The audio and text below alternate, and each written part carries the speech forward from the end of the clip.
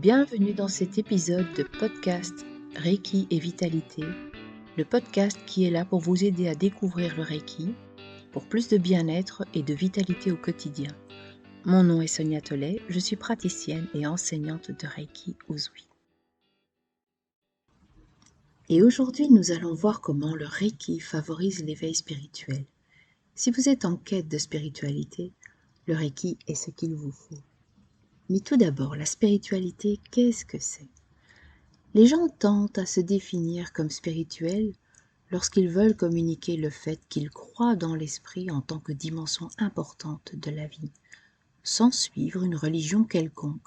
L'une des manières les plus simples de définir la différence entre religion et spiritualité est que les adeptes d'une religion s'adressent à un pouvoir divin qui leur est extérieur pour obtenir aide et guérison, alors que ceux qui suivent la voie de la spiritualité utilisent leur pouvoir intérieur qu'ils appellent ou non pouvoir divin.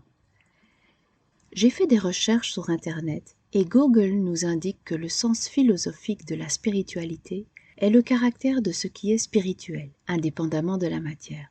J'ai donc fait une recherche sur le sens philosophique du mot spirituel. Il décrit ce qui est de l'ordre de l'esprit, considéré comme distinct de la matière.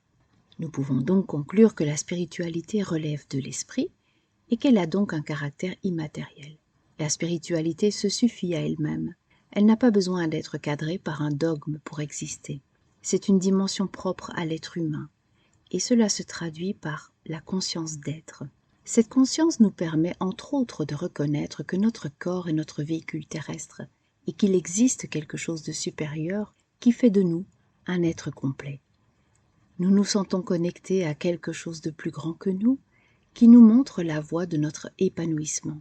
Aussi, cela nous demande d'être en éveil sur le monde qui nous entoure, avec bienveillance, tolérance et sagesse.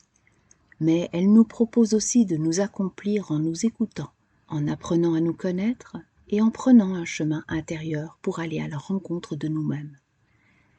Avec l'expérience, la spiritualité nous accompagne au quotidien. Elle nous permet d'appréhender la vie avec bonheur, de bien vivre les échecs et d'avoir un profond respect pour les autres, mais avant tout pour soi-même, parce que tout se construit au départ de nous. La spiritualité est une réelle quête de soi, et vous l'avez déjà remarqué, parce que cela se traduit par des questions philosophiques qui jalonnent notre vie, comme « Qui suis-je ? Suis-je ici pour une raison particulière ? Dois-je accomplir une mission de vie ?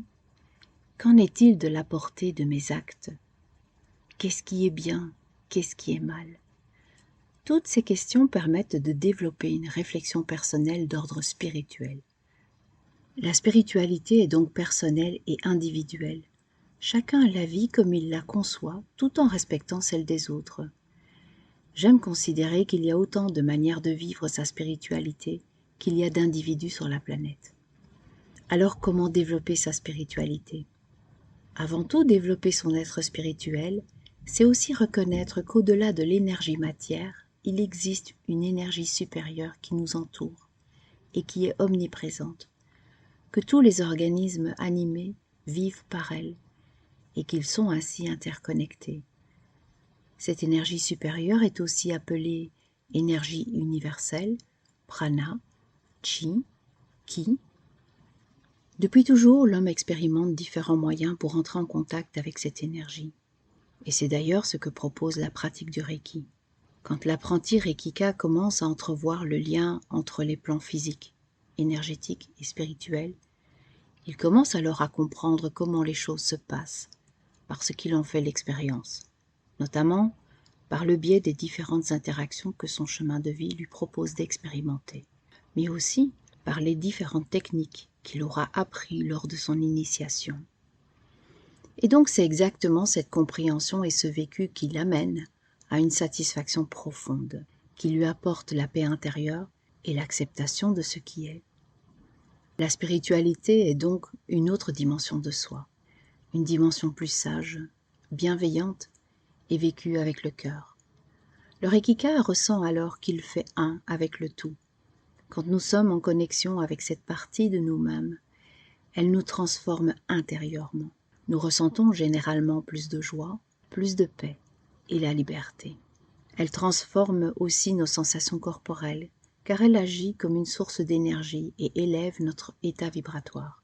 Le Reiki est donc la mise en contact de l'énergie universelle et de notre propre énergie vitale, dans le but d'éveiller un processus dynamique de guérison, qu'elle soit d'ordre physique, émotionnel ou spirituel. Qu'en est-il de l'influence spirituelle du Reiki ? Notre vie dépend de la perception que nous en avons. Nous conditionnons notre réalité en fonction de nos valeurs et de nos croyances. C'est nous qui définissons notre vision de la vie et de notre spiritualité. Et pour ça, nous pouvons réfléchir aux concepts fondateurs qui nous parlent pour construire notre vision du bonheur. Dans la pratique du Reiki, nous apprenons les 5 principes spirituels, appelés aussi préceptes.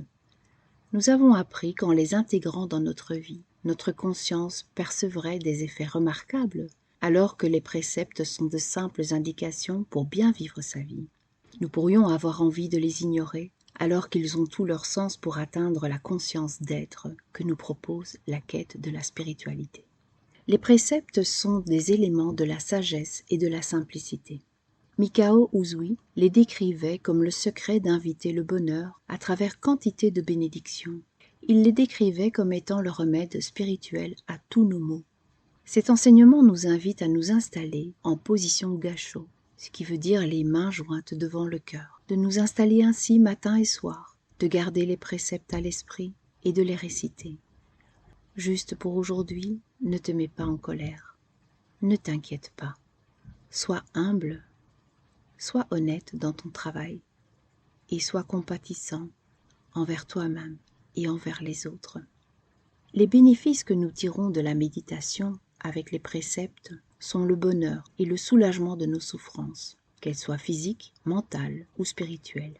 Il est suggéré de les apprendre par cœur et de les réciter plusieurs fois par jour. Le but ultime de la récitation des préceptes a pour effet d'améliorer notre énergie mentale et d'augmenter notre vitalité. Et voilà, cet épisode arrive à sa fin. Je tiens l'intention que ce podcast nourrisse votre réflexion et surtout qu'il vous apporte des pistes d'action concrètes. N'hésitez pas à le partager, n'hésitez pas à me laisser vos commentaires et puis je vous retrouve très bientôt dans un prochain épisode du podcast Reiki et Vitalité. Je vous invite à visiter mon site reikihumaniste.be où vous trouverez mes formations, des ressources et le blog qui s'enrichit régulièrement d'articles pour découvrir et approfondir le Reiki et prendre soin de soi au quotidien. Alors à bientôt.